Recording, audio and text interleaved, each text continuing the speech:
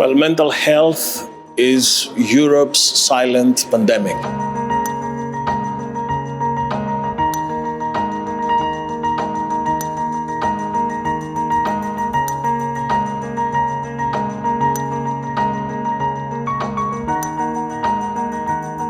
We live in a world which produces many stress factors, the pandemic, the wars, economic, energy uncertainty. But also mental health has an impact on society, with 1 in every 6 Europeans having problems of that kind. So all this compelled us to come forward with the first ever European strategy for a comprehensive mental health policy. And we're very proud to have done that. This new strategy is holistic. It addresses all aspects that matter: prevention, help, and reintegration into the economy and society.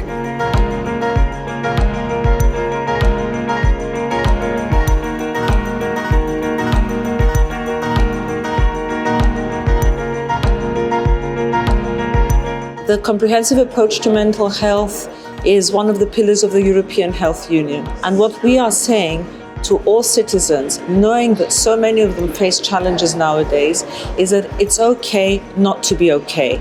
It has been too long that there has been stigma and discrimination about mental health in our everyday lives, about mental health in the workplace.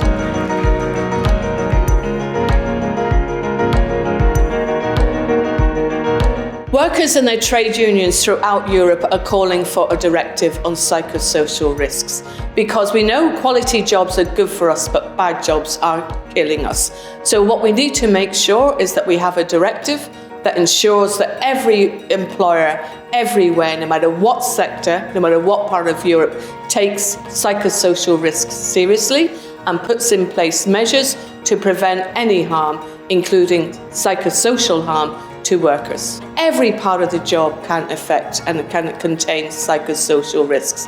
But we also know that change is possible. We know that you can negotiate change, you can sit down together with the employers and identify a safe way for everybody at work. So in the same way, the same skills we used to ensure physical safety, we know that talking about the risks, identifying them, putting in place measures to counteract and get rid of those risks, that the same approach needs to be used for psychosocial risks. Wat we beter kunnen doen op Europees niveau, zeker op het niveau van de sociale dialoog, om het thema van mentale gezondheid hoger op de agenda te krijgen, is denk ik in de eerste plaats meer vertrouwen bouwen tussen werkgevers en werknemers. En het tweede, denk ik, moeten we het erover eens zijn dat we gezamenlijk moeten streven naar organisaties, naar werkgevers, waar werknemers hun beste werk kunnen doen. Dat betekent dat werkgevers moeten zorgen dat de condities er zijn, dat de omstandigheden er zijn voor die werknemers om hun beste werk te leveren. Dus al die dingen in balans brengen, werksituatie en de situatie van de individuele werknemer binnen een bepaalde werkorganisatie, dat is de sleutel tot succes. Gemakkelijk gezegd, maar helaas niet zo eenvoudig gedaan.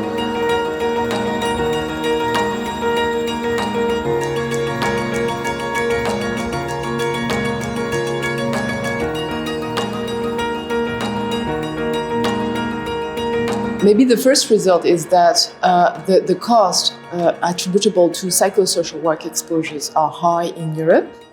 So when we look at these different cost components, we can see that workers and employers bear the largest part of these costs. We studied 5 different psychosocial work exposures.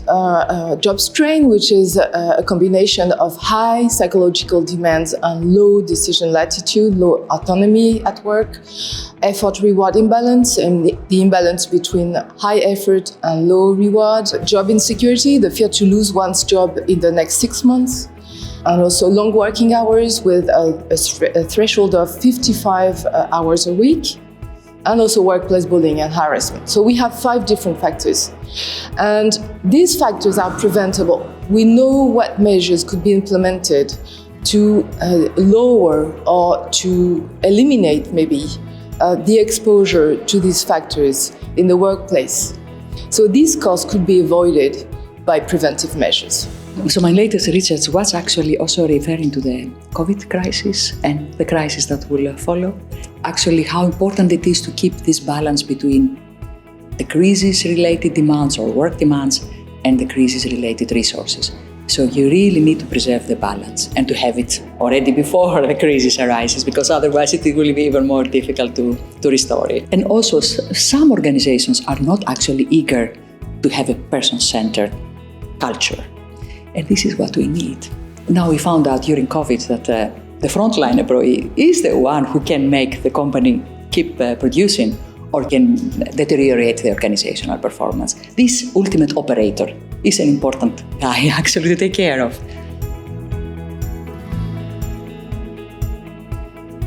En fait, la prévention, c'est un continuum. Donc, une fois que les risques psychosociaux ne sont plus que des risques, mais qu'on constate déjà un impact sur la santé mentale des travailleurs, il est capital de disposer de moyens de détection, d'évaluation et de prise en charge de ces travailleurs, de façon à ce qu'ils puissent trouver le plus rapidement possible l'aide appropriée.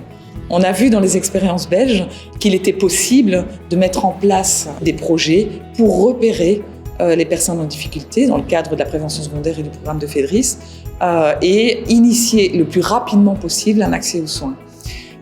Et dans le cadre des projets INAMI, du projet IPS, on a vu à quel point cela pouvait permettre à des personnes qui avaient été exclues du monde du travail de revenir, de réintégrer, d'être réinclus dans le marché du travail et donc de retrouver une place au niveau de la société en tant que travailleurs actifs.